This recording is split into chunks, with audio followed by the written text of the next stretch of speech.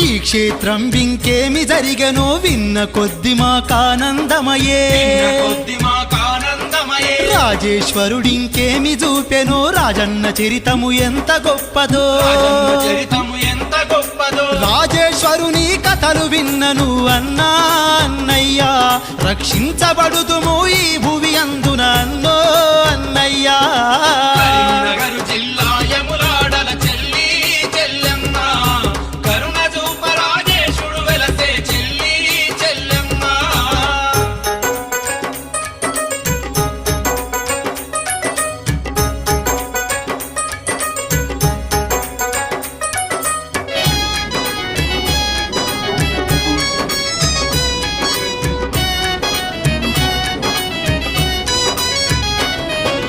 చాళుక్య రాజుల కాలమందున లేముల వాడని కీర్తి పొందెను